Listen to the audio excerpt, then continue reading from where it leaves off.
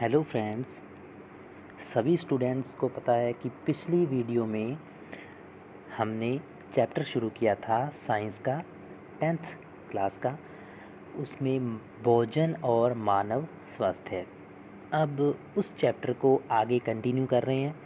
हमने पिछले टॉपिक पढ़ चुके हैं। उस टॉपिक के बाद में अब जो नया टॉपिक है हमारा वो है नशीले पदार्थ। अब नशीले पदार्थ का हम थोड़ा सा डिटेल में पढ़ेंगे कि कौन कौन से नशीले पदार्थ हमारे सिलेबस में हैं और कितना का उसके बारे में हमें जानकारी होनी चाहिए। अब नशीले पदार्थ हैं, इसके बारे में क्या लिखा है कि आनंद का भ्रम उत्पन्न करने वाले कई लोग नशीले पदार्थ का उपयोग करते हैं व धीरे धीरे उनकी आदत पड़ जाती है। अब आनंद का भ्रम उत्पन्न करने वाले कई लोग, अब इसके बारे में सभी स्टूडेंट्स जानते हैं कि एक बार किसी भी नशीले पदार्थ को आनंददायक रूप में हम अगर सेवन करते हैं तो उस नशीले पदार्थ की आदत पड़ जाती है। और इसके बारे में अब आगे कौन कौन से जो नशीले पदार्थ हैं उनके बारे में हम पढ़ रहे हैं कि पहला है जी गुटखा। अब सुपारी के टुकड़े, कत्था, चूना, धातुओं के वर्क, संश्लेषित खुशबू के मिश्रण से गुटखा तैयार किया जाता है। अब इसकी हानि क्या है कि जबड़े की मांसपेशियां कठोर हो जाती हैं और जबड़ा ठीक से नहीं खुलता है। ऐसा सब म्यूकस फाइब्रोसिस रोग के कारण होता है। अब सब म्यूकस फाइब्रोसिस रोग क्या है कि सब म्यूकस एक हमारे पास वर्ड है, उसमें से हम म्यूकस वर्ड को देखते हैं।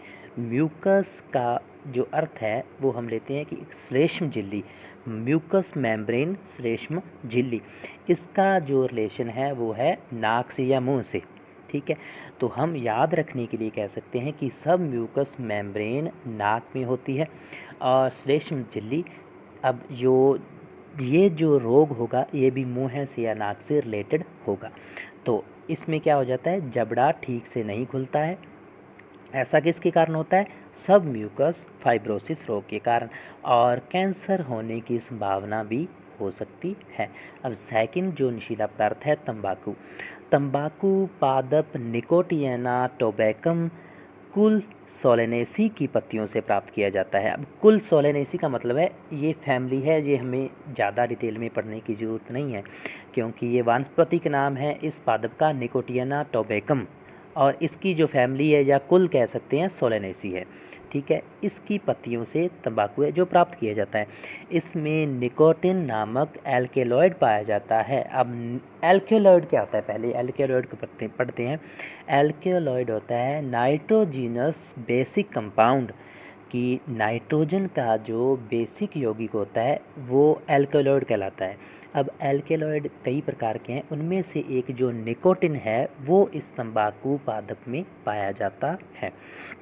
अब तंबाकू को बीड़ी, सिगरेट, चिलम, सिगार, हुक्का, पान, गुटखा अन्य रूपों में उपयोग करते हैं।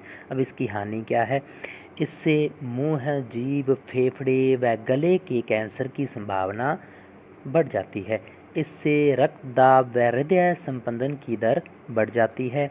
गर्भवती महिलाओं में भ्रूण विकास की दर या गति मंद हो जाती है। अब फोर्थ क्या है, सिगरेट रक्त में CO यानी कार्बन मोनोऑक्साइड है जो रक्त के साथ मिलकर RBC को नष्ट करता है। और अब तीसरा जो हमारे पास नशीला पदार्थ है वो है मदिरा या शराब।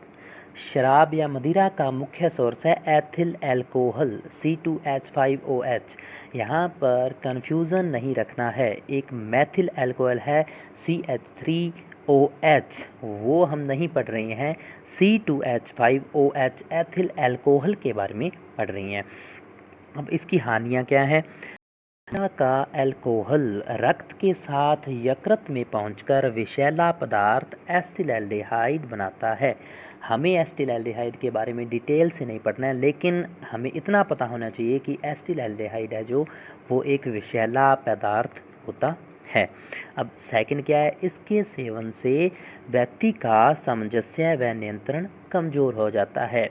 अब सभी को पता है कि शराब के सेवन से व्यक्ति का सामंजस्य मतलब एक निर्णय लेने की क्षमता या उसका खुद पर कंट्रोल कमज़ोर हो जाता है या कम हो जाता है। वह ध्यान से अपने माइंड से सामंजस्य नहीं कर पाता या अपने खुद पर नियंत्रण नहीं रख पाता है। अब थर्ड क्या है, इसके सेवन से याददाश्त कमज़ोर हो जाती है। और कुछ ना कुछ ऐसी याददाश्त कमज़ोर होना मतलब कोई भी पीछे की जो बातें हैं कुछ ना कुछ भूलने लगता है, या खुद का काम करना करना धीरे धीरे भूलने लगता है कि जो उसने कुछ समय से नहीं किया वो उसकी याददाश्त है जो कमज़ोर होने लग जाती है। अब फोर्थ क्या है, इसके प्रभाव से वसीय यकृत रोग हो जाता है। वसीय यकृत रोग या लीवर से रिलेटेड रोग है जो वो हो जाते हैं। अब फिफ्थ क्या है जी, इससे व्यक्ति की आर्थिक स्थिति कमज़ोर हो जाती है तथा सामाजिक प्रतिष्ठा को ठेस पहुंचती है। ये सभी को पता है कि किसी भी प्रकार का अगर हम नशीले पदार्थ का सेवन करते हैं तो पहले तो आनंददायक स्थिति में या आनंद के रूप में हम उनका सेवन करते हैं या कोई भी व्यक्ति उसका सेवन करता है तो उसके बाद धीरे धीरे उसकी आदत पड़ जाती है। जो आदत पड़ती है ये धीरे धीरे जो छूटने वाली भी नहीं है, लेकिन इसके लिए रोज़ाना उस नशीले पदार्थ का सेवन करना पड़ेगा, क्योंकि शारीरिक स्थिति ऐसी हो जाती है कि वो जो नशीले पदार्थ का सेवन नहीं करते हैं तो वो शारीरिक स्थिति के अनुसार या मानसिक स्थिति संतुलन बिगड़ सकता है। इसलिए उस जो नशीले पदार्थ का सेवन करना शरीर के लिए ज़रूरी हो जाता है, उसकी आदत धीरे धीरे पड़ जाती है।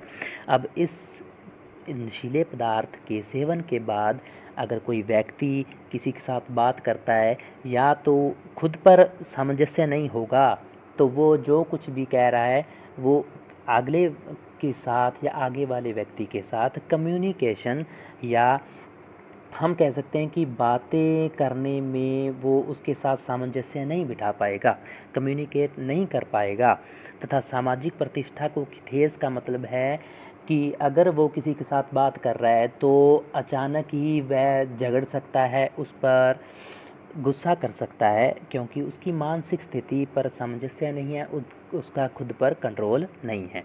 अब इसके बारे में आगे पढ़ते हैं। फोर्थ है जो हमारा अफ़ीम। अफ़ीम पेपेवर सोमनीफेरम के कच्चे फल से प्राप्त दूध के सूखने से बनता है।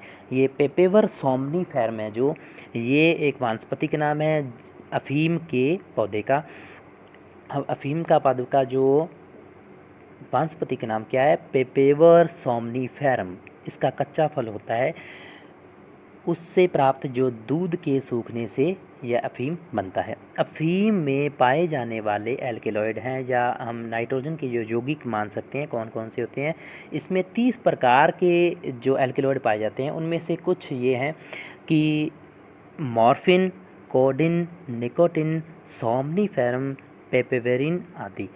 इसे गांव में खुशी व गम के अवसर पर मनोहार की प्रथा है।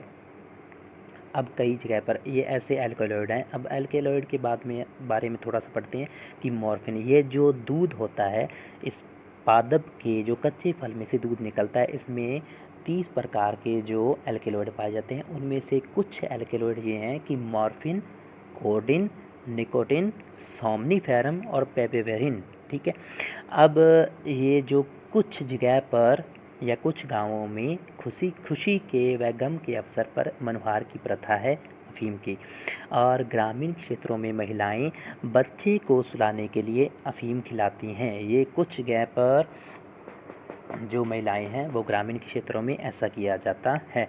इसके सेवन से रोग प्रतिरोधक क्षमता कम हो जाती है, हमारे इम्यून सिस्टम पर इफ़ेक्ट पड़ता है और जो रोग प्रतिरोधक क्षमता है वो क्या हो जाती है, कम हो जाती है और व्यक्ति बार बार बीमार होने लगता है। अब नशीले पदार्थ कौन कौन से हैं जो वो देख लेते हैं कि कोकीन, भांग, गांजा, हशीश और LSD, लाइसर्जिक एसिड या डाई एथाइल एमाइड, ये कुछ नशीले पदार्थ हैं जिनका सेवन आजकल ज़्यादा हो रहा है या जिनका सेवन बढ़ रहा है। अब दवाओं की दुष्प्रयोग क्या है कि जो ये दवाएं बनाई जाती हैं इनके दुष्प्रयोग अब जो चल रहे हैं हाल ही में कि जो कौन कौन सी दवाएं हैं कि मॉर्फिन, पैथेडीन और ब्यूप्रीनोफ्रिन और प्रोपोक्सिफिन और नाइट्रोजिपम और डाइजिपम आदि। अब ये जो दवाएं हैं, इन दवाओं का आज जो हम कह सकते हैं कि आजकल इनका दुष्प्रयोग किया जा रहा है। ये जो दवाएं हैं ये हमारे शरीर में कुछ अगर हम बात करें सामान्य भाषा में बात करें तो इन जो दवाओं का या इन तत्वों का जो ये यौगिक हैं इनका जो यूज़ होता है बहुत ही कम मात्रा में करने पर ये दवाओं के रूप में होता है। लेकिन अगर इनका सेवन ज़्यादा हम क्वांटिटी में ज़्यादा तरह से करेंगे तो ये दवाएं दुष्प्रयोग करती हैं या दुष्प्रभाव डालती हैं हमारे शरीर पर। और इन दुष्प्रभाव को इन दुष्प्रभावों